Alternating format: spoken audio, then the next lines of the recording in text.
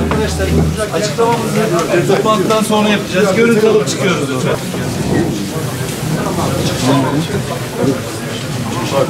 Biraz önce burada çalışmalarımızı yürütürken kimilerine göre büyüklüğü 4.7, kimilerine göre de 4.9 da olsa birebir hissettiğimiz ve bundan dolayı da atılması gereken adımları yarın değil hemen şimdi atmamız gerektiği gerçeğinden hareketle bizim bu çalışmaları titizlikle sürdürdüğümüzü bugünkü birlikteliğimizde de açıkça ortaya koymuş olduk.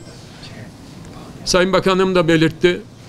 Gerçekten Türkiye'nin bu konuda inşallah gerek olmaz, ihtiyaç duyulmaz. Ne kendi ülke vatandaşlarımıza ne de başka ülkelerin vatandaşları buna ihtiyaç duymaz. Ama olağanüstü bu konuda yetişmiş, gelişmiş bir altyapımız, üst yapımız ve insan kaynaklarımız var. Bu konuda da inşallah ifade ettiğim gibi bunlara ihtiyaç olmaz. Deprem Konya'mızın 3 katı büyüklüğünde 103 bin kilometre karelik bir alanda yaşanmış ve ülke nüfusunun da %17'sine tekabül eden bir nüfusu da etkilemiş. Geri kalan nüfus bundan etkilenmemiştir demek asla mümkün değil. Ülkenin tamamı bundan etkilenmiştir. Bunu da bu vesileyle özellikle belirtmek istiyorum. Değerli arkadaşlar, ilk andan itibaren yoğun bir çalışmanın içerisinde olduk. Biz de bakanlık olarak kendi insan kaynaklarımızı, araç gereçlerimizi, insanlarımızın 3 temel ihtiyacı. Bunlar beslenme, barınma, giyinme olur. Ama diğer insani ihtiyaçlarını da bakanlığımızın görev sahasındadır, değildir demeden büyük bir titizlikle ve ciddiyetle ele alıp bu çalışmaları yürüttük. Elbette bakanlığımızın bitkisel üretim ve hayvansal üretim alanında işletmelerde zarar gören hayvanlarla ilgili de bizim çalışmalarımız oldu. Sadece insanlarımızın bu ihtiyaçlarına bakmadık.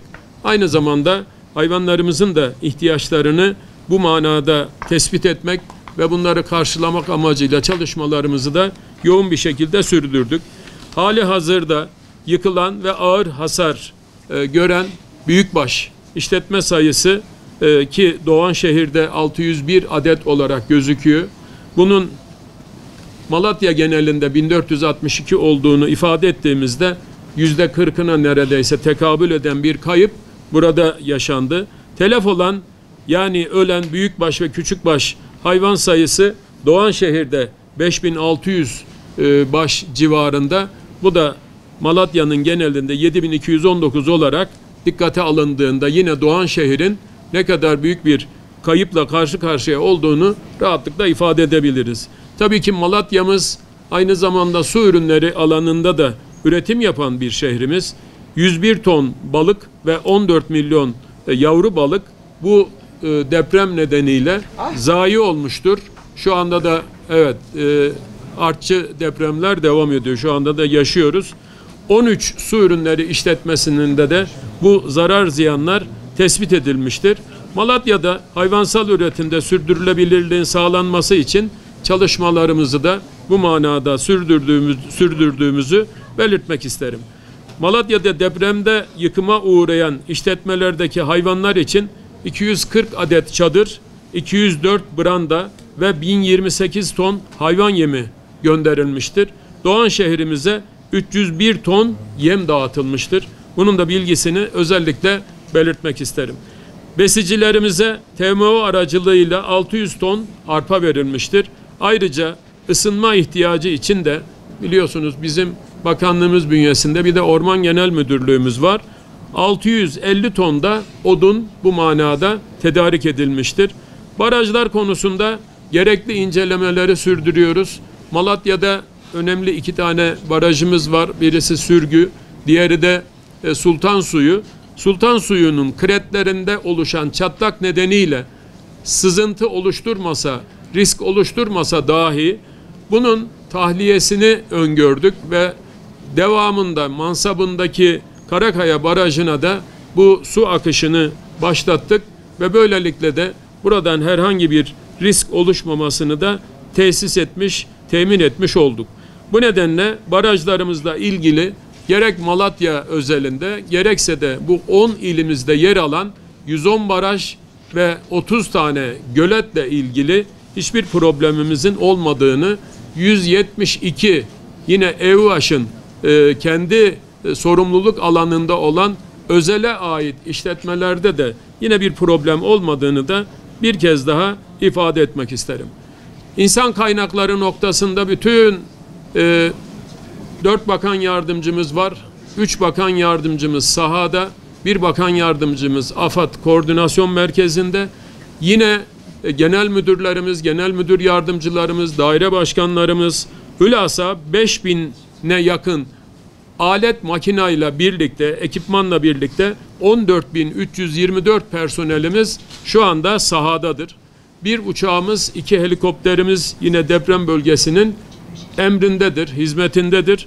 Kırsal kesimde hayvancılıkla uğraşan vatandaşlarımızın zorunlu olarak kesime gitmesi gereken büyükbaş ve küçükbaş hayvanlarını bizim regülasyon kurumlarımızdan birisi olan Et Süt Kurumumuza onlara teslim etmiş bulunuyoruz. Gebe ve genç hayvanlarımızın bakım ve besleme işini Tarım İşletmeleri Genel Müdürlüğümüz marifetiyle bakımlarını da üstlenmiş bulunuyoruz. Buralar nasıl insanlarımız için bir barınma ihtiyacı varsa hayvanlarımız için de bu mekanları, bu işletmelerimizi ihdas etmiş durumdayız. Ülke genelindeki ulaşımı kolay olan ve bakanlığımıza ait misafirhanelerimizde 6.364 yatağı da depremzedelerin barınması için açmış bulunuyoruz. Deprem bölgesinde toplam 2400'e yakın çadır ve konteyner gönderdik. Deprem bölgesine hayvanların beslenmesi için yaklaşık 6500 ton hayvan yemini sevk ettiğimizi de belirtmek isterim. Sadece insanlarımız ve bilindik büyükbaş, küçükbaş, kanatlı veya su ürünleri mi? Hayır. Aynı zamanda sahipsiz hayvanların beslenmesi için de 43 ton mamanın dağıtımını sağladık. Hava şartlarının çetin geçtiği bir dönem olduğu için yaklaşık 25.000 ton yakacak odunu da vatandaşlarımızın ısınması amacıyla ilgili bölgelere dağıttığımızı da belirtmek isterim. Yine bölgede gıda arz güvenliğimizin teminatı olan üreticilerimizin bir nebze rahatlamasına katkıda bulunmak amacıyla bildiğiniz gibi Sayın Cumhurbaşkanımızın kabine toplantısı sonrası yaptığı açıklamayla birlikte destekleme ödemelerini de bölge için öne çektik. 2022'den itibaren aynı olarak verilmeye başlanan mazot ve gübre destekleri depremden etkilenen 11 ilimiz için nakit olarak ödenecektir. Bu kapsamda toplam tutarı 2.8 milyar lira olan mazot ve gübre destekleri Şubat ayı sonuna kadar çiftçilerimizin hesabına yatmış olacaktır. Yine almış olduğumuz bir diğer aksiyon 2023 üretim yılı ÇKS başvurusunu yapan üreticilerimizin 28 Şubat olan son ürün güncelleme başvuru tarihini de bu 3 aylık OHAL'in bitimi olan 8 Mayıs'a kadar uzatmış bulunuyoruz. Yıl boyunca ödenecek olan 530 milyon lira tutarındaki çiğ süt desteği, buzağı desteği, anaç koyun keçi desteği, büyükbaş hayvan desteği, hayvan besi desteği, arılı kovan desteği, sürü büyütme ve yenileme desteği ödemeleri 11 ilimiz için Şubat ayı içerisine çekilerek üreticilerimizin hesabına bunlar da inşallah yatmış olacak. Ayrıca 11 il için 185 bin işletmeye 2 milyon büyükbaş için hayvan başına 500 lira ve 9 milyon küçükbaş için hayvan başına 50 lira olmak üzere toplam 1,5 milyar lira yem desteği vereceğimizi de yine belirtmek isterim. Bu minvalde Şubat ayı sonuna kadar Malatya ilimizdeki üreticilerimiz için 141,6 milyon lirası mazot ve gübre desteği, 3,2 milyon lirası yem bitkisi desteği, 32,7 milyon lirası hayvancılık destekleri olmak üzere toplam 177,5 milyon liralık bir destek de bu Şubat ayı içerisinde ödenmiş olacaktır. Yine deprem afetinden etkilenen illerimizde ÇKS'ye kayıtlı üreticilerimize destek olmak amacıyla Toprak Mahsulleri Ofisimiz hububat ve bakliyatlarda cins ve kota sınırı olmaksızın üreticilerimizden bunu satın alacak ve satın almayı devam ettirecektir. Deprem bölgesinde kurduğumuz seyyar klinikler ile sahipsiz hayvanların tedavilerini de üstlendiğimizi özellikle belirtmek istiyorum.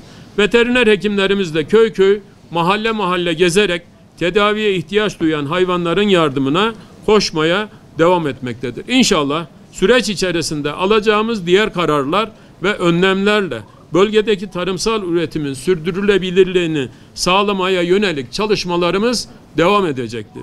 Bizim bakanlık olarak üzerinde hassasiyetle durduğumuz bir konu vardır ki zaten deprem olmamış olsaydı bile biz kırsala dönüşün mutlaka teşvik edilmesi ve üretimin kırsalda yapıldığı gerçeğinden hareketle bu desteğin artırılarak devam ettirilmesi yönünde bir pozisyon almıştık.